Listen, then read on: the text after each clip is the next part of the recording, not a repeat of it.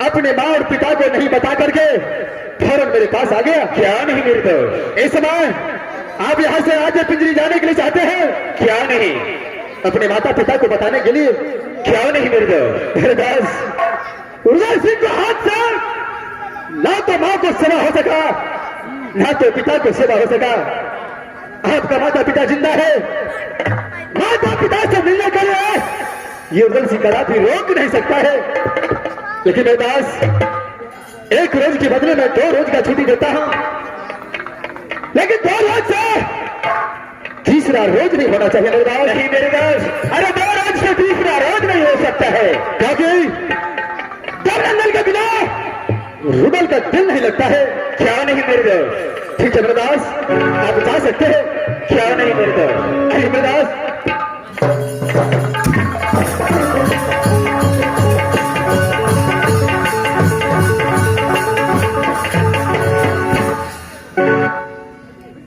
लाल, अरे तुम यहाँ से ड्यूटी पर जाओ। जी महाराज। मैं चलता हूँ शिवसागर फल का क्यों खड़े ड्यूटी पर जाना महाराज। कौन है खड़े ड्यूटी पर? देख है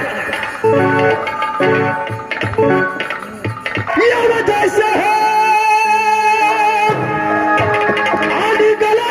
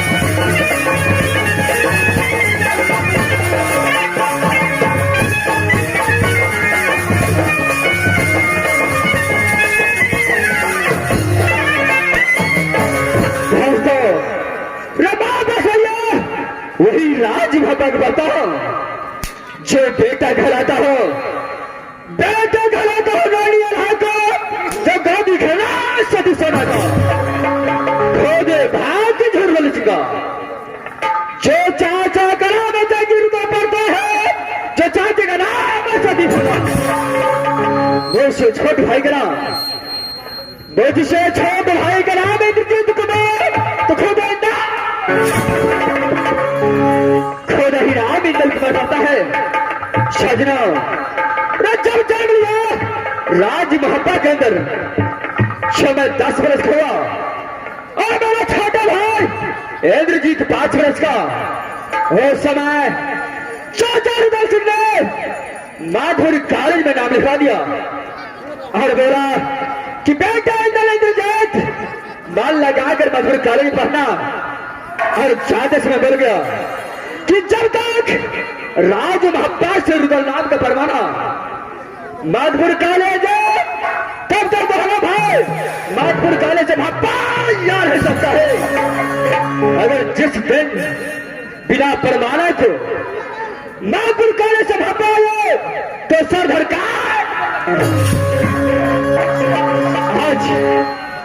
आज 12 वर्ष गुजर चुका है, न जाने मेरा माँ पिता कैसा प्रेम का चंडाल हो चुका है, ना तो चट्टे ना पठान को भेजा है। ठीक है, इस समय इंद्रजीत कुमार रोज की रोज मधुर कॉलेज जाने में लेट करता है। इस समय मैं आवाज लगाता हूं, अगर मेरा छोटा भाई इंद्रजीत इस वक्त मेरा पास आ गया तो दोनों भाई मिल करके माधुर कॉलेज पढ़ने के लिए चलेंगे। सबसे पहले इंद्रजीत को आवाज लगाता हूं,